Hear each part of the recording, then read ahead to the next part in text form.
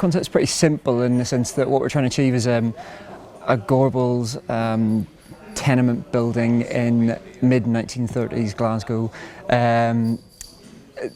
To take it to another level, what we just didn't want to do was create a kind of box set. But essentially what we have ended up with is a box set, but within a container. So we have two sort of worlds. We have the modern world and we also have the 1930s world. So encapsulated within this container, like in an old sort of industrial kind of yard or whatever, or sort of like torn down buildings, is a real kind of little world that they can all inhabit.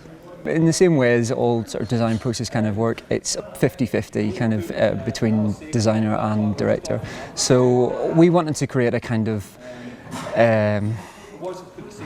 quite a realistic world instead of large vistas of space and that kind of thing. I mean, we went to the People's Palace in Glasgow, took a little afternoon out there, which is really interesting in terms of its sort of immaculate kind of version of that, of what we're trying to create.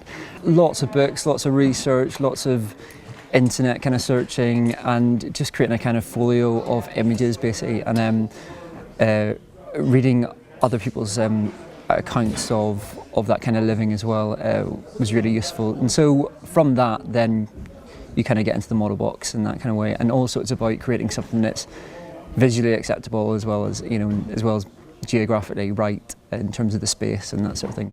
It is about a slice of life, and that's essentially what we always try to achieve, I think. There's no point being fancy about it. I think that's generally what it is. And so you need the sink, you need the cupboards. There's so many things are described within the action, within the language and the dialogue. So you can't really escape that. You know, you've got your bed recess and you've got your kind of extra room on the side and that kind of thing. But it's also to do with theatre as well, and what, you know, if we were going to do an exact one, it's about how you represent that on stage as well, and how you tell a story in terms of geographically the layout of your room as well. Roughly speaking, we're talking about, it's probably about 3 metres tall, or maybe I think it's sort of under 3 metres tall. We have about, depth of space is about 2.5 metres from front of stage to the back wall, which is tiny in comparison to kind of what you could have really. The rest of the stage kind of shut off from it.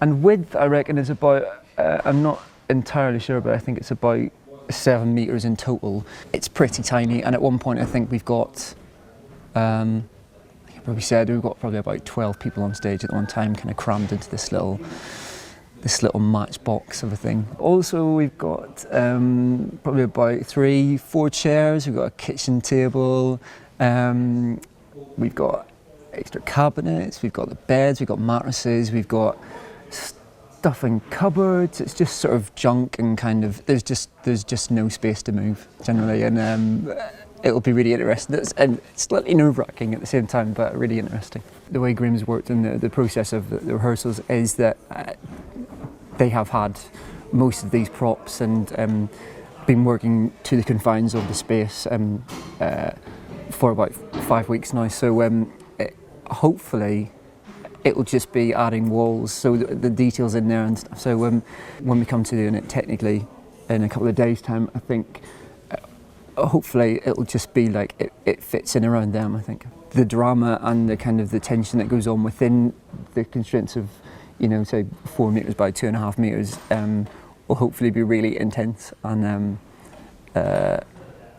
actually something we can all relate to, rather than just being wholly theatrical and kind of selfish. I think it'll hopefully just cross the kind of boundaries in theatre, and I think you know, it's quite exciting to do something on that scale. I think it's like doing a studio show, but on a big pros stage. Yeah, it's quite nice to do.